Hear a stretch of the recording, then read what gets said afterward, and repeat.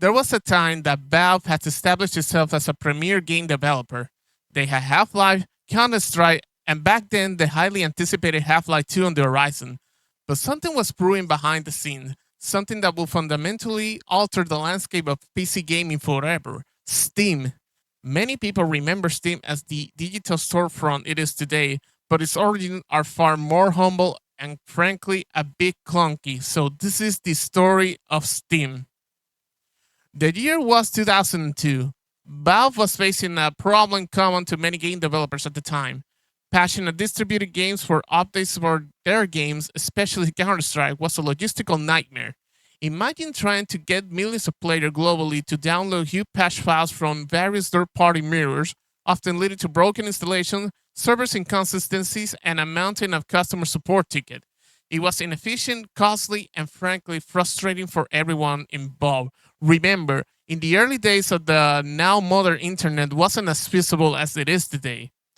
And back then, Valve realized that they needed a better way. They started developing an internal solution, a digital distribution platform that will allow them to control their own destiny when it came to updates and games delivery. Initially known internally as Grid and then eventually Steam, the platform officially launched in September 2003. And let me tell you, it was not an instant hit. Many gamers viewed it as an unnecessary intrusion, a mandatory piece of software that you had to install just to play Valve's own games. The internet infrastructure, as I said earlier, wasn't as what it is today.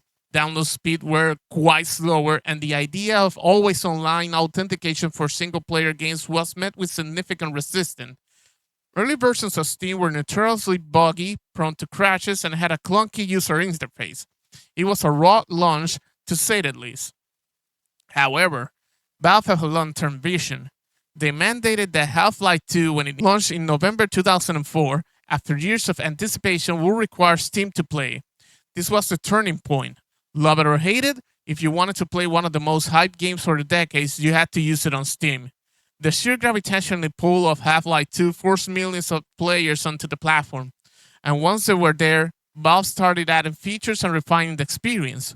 Over the next few years, Steam slowly but steadily evolved. It wasn't just a patch delivery system anymore. It started becoming a legitimate digital storefront. The Steamworks suite of tools made it incredibly attractive for other developers to publish their game on the platform. It offered copy protection, automatic updates, matchmaking, and a whole host of services that relieved developers of a lot of headaches. Suddenly, the prospect of reaching Valve's massive installed use base was too good to pass up. Publishers like Sierra, THQ, and eventually many others started bringing their titles to Steam. The mid-2000s saw Steam's library expand exponentially. Sales events, like now legendary Steam Summer Sale, became a phenomenon, teaching PC gamers the joy of heavily discounted digital backlog. Community features like friend lists, chat, and eventually the Steam Community Hub transformed it into a mere store into a social platform. It was no longer just about buying games. It was about connecting with other players, sharing experience, and discovering new titles. By the end of the 2000s, Steam has cemented its position as the dominant digital distribution platform for PC gaming. It revolutionized how games were sold, updated, and played. It essentially created the modern PC gaming ecosystem we know today, pushing physical media to fringe and empowering independent developers with unprecedented reach.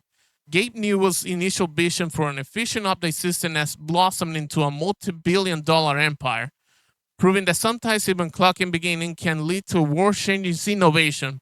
In my perspective, the only bad news for all this is that this normalized the ending of the physical distribution of video games. I miss the day when you go through a local store, namely GameStop, you could see how cool it was, the PC gaming section, and nowadays, it no longer exists.